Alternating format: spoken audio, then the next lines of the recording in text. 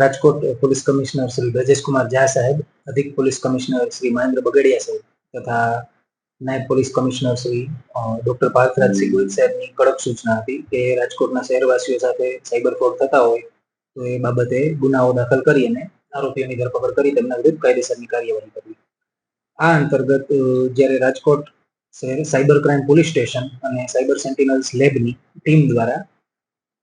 રાજકોટ ખાતે જે એકાઉન્ટ્સ ખોલાવી અને જેમનો દુરુપયોગ અલગ અલગ રાજ્ય અથવા અલગ અલગ જિલ્લાઓના શહેરીજનો અને નાગરિકોને છેતરી અને સાયબર ફ્રોડ કરવામાં આવતો હતો, તો એ પ્રકારના એકાઉન્ટ ધારકો કે જે રાજકોટ ખાતે સ્થિત હોય તેમની માહિતી સાયબર ક્રાઇમ પોલીસ સ્ટેશનની ટીમ દ્વારા સમન્વય પોર્ટલ તથા સમન્વય પોર્ટલ પર શોધી અને તે પોર્ટલ પરથી જે મ્યુલ એકાઉન્ટ્સની માહિતી મળેલી હતી તે માહિતીને એનસીસીઆરપી પોર્ટલ પર ચકાસતા તેમના પર વિવિધ પ્રકારની અરજીઓ થયેલી હતી, જેથી આ મ્યુલ એકાઉન્ટ ધારકોની કેવાયસી ડિટેલ્સ મંગાવી અને તેમને જ્યારે તેમની પૂછપરછ કરવામાં આવી તો ખ્યાલ આવ્યો કે તેમણે આ પ્રકારે એકાઉન્ટ ખોલ્યા હતા અને એના બદલામાં તેમને આ પ્રકારનું કમિશન આપવામાં આવતું હતું, જેથી આપણને ખ્યાલ આવ્યો કે આ ગુનાહિત પ્રવૃત્તિ છે, જેથી તેમના વિરુદ્ધ ગુના દાખલ કર્યા, જેમાં સાયબર ક્રાઇમ પોલીસ સ્ટેશન દ્વારા ગત રોજ 2 ગુના દાખલ કરવામાં આવ્યા છે, જેમાં ગુના નંબર 40/2025માં મ્યુલ એકાઉન્ટ ધારક એક કેતન બોપલિયા નામના આરોપી છે અને તેમની સાથે બીજા એક આરોપી કે જેમણે એકાઉન્ટ ખોલવામાં મદદ કરી હતી અને આ ક્રાઇમમાં ભાગીદાર હતા એ જીત કુકડિયા છે, જેમના વિરુદ્ધ આઈપીસીના વિવિધ સેક્શન હેઠળ ગુનો દાખલ કરેલ છે. તેમના મ્યુલ એકાઉન્ટ આઈસીઆઈસીઆઈ બેંકમાંથી મળી આવેલા હતા અને આ ગુનામાં લગભગ આ એકાઉન્ટ જે છે મ્યુલ એકાઉન્ટ એમાં 3 કરોડથી વધારેના ટ્રાન્ઝેક્શન થયેલા હતા, જે લગભગ જૂનથી સપ્ટેમ્બર 2023ના સમયગાળા વચ્ચે થયેલા હતા. આ ઉપરાંત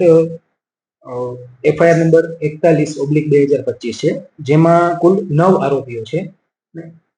આમાં અલગ અલગ 7 એકાઉન્ટ મળ્યા હતા સમન્વય પોર્ટલમાંથી અને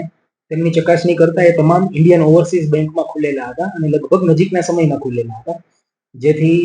ચેક કર્યું એનસીસીઆરપી પોર્ટલ પર તો તેમના પર વિવિધ અલગ અલગ જગ્યાઓ પર 14 અરજીઓ થયેલી હતી અલગ અલગ રાજ્યોમાં, જેથી આ એકાઉન્ટ ધારકોને જ્યારે બોલાવી અને એમની પૂછપરછ કરવામાં આવી ત્યારે ખબર પડી કે એ દરેક એકાઉન્ટ ધારક છે એમના નામના કરંટ એકાઉન્ટ ખોલ્યા છે, એમની નામે પેઢીઓ ખોલવામાં આવેલી હતી અને આ પેઢીઓના આધારે કરંટ એકાઉન્ટનો ઉપયોગ જે આના સૂત્રધારો છે તેમના દ્વારા કરવામાં આવતો હતો તે ઉપર પહોંચાડતા હતા. આમાં લગભગ માર્ચથી લઈ અને મે 2024 વચ્ચે 10 કરોડથી વધારે રૂપિયાના સાયબર ફ્રોડના ટ્રાન્ઝેક્શન થયેલા છે, જેમાં મોટાભાગના એકાઉન્ટ ઇન્ડિયન ઓવરસીઝ બેંકના છે અને તેમાં ફ્રોડ્યુલન્ટ ખોટા દસ્તાવેજ ઉભા કરવા, છેતરપિંડી, ઠગાઈના ગુના દાખલ કરવામાં આવેલા છે અને આમાં 9માંથી 5 આરોપીઓની ધરપકડ કરવામાં આવે છે, જેમનું નામ મયુર કુંડલા, રોમેશ મુખીડા, મિત ગુપ્તા, લાલ બહાદુર ગુપ્તા તથા પ્રવીણ શંકરવા છે અને આમાં એક જે મુખ્ય સૂત્રધાર રાજેન્દ્રભાઈ નવલભાઈ હતા એમનું કાર અકસ્માતમાં અવસાન થયેલું છે. આ ઉપરાંત 3 આરોપીઓ છે એમના વિરુદ્ધ કાર્યવાહી કરવામાં આવી રહી છે. એ અલગ અલગ વ્યક્તિઓ છે, અમુક લોકો મજૂરી કામ કરતા હોય છે, એક વ્યક્તિ એવા છે, બાકી મિત ગુપ્તા અને લાલ બહાદુર ગુપ્તા છે એ પિતા પુત્ર છે અને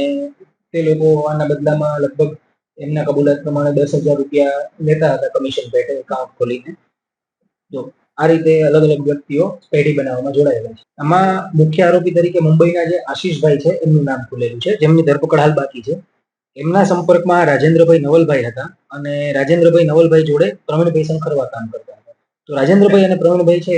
અન્ય માણસોનો કોન્ટેક્ટ કરી તેમને કમિશન આપવાની લાલચ કરી તેમના એકાઉન્ટ ખોલાવડાવી અને આ રીતે સાયબર ફ્રોડમાં ઉપયોગ કરતા હતા અને એમને સામે જે એકાઉન્ટ ધારકો છે તેમને કમિશન આપવામાં આવતું હતું. અલગ અલગ 7 પેઢીઓ બનાવવામાં આવેલી હતી જેનો ઉપયોગ આ રીતે કરવામાં આવ્યો હતો અને હાલ રાજેન્દ્રભાઈ મૃત્યુ પામ્યા છે. પ્રવીણભાઈની પૂછપરછ ચાલુ છે અને આગળના આરોપીઓને પકડવા માટે પણ કાર્યવાહી ચાલુ છે. વિડ્રોવલ માટે અલગ અલગ સિસ્ટમ હતી. જ્યારે અમુક એકાઉન્ટ ધારકો છે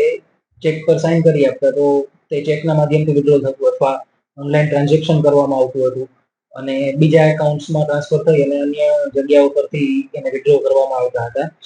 આ ઉપરાંત જે અંદાજે અલગ અલગ 14 રાજ્યોમાંથી નોંધાયેલી છે એનસીઆરપી પોર્ટલ પર. જીત કુકડિયાએ પોતે કેતન બોપલિયાને એકાઉન્ટ બનાવી અને એને કીધું હતું કે તું આ રીતે એકાઉન્ટ બનાવ તને કમિશન આપવામાં આવશે અને એ રીતે એનો રોલ છે. આ ઉપરાંત એને પોતાનું એકાઉન્ટ પણ બનાવીને આપેલું છે અને એના બદલામાં પણ કમિશન લેતા હતા. હવે એમના ઉપર કોણ હતા એ તપાસ હાલ ચાલી રહી છે.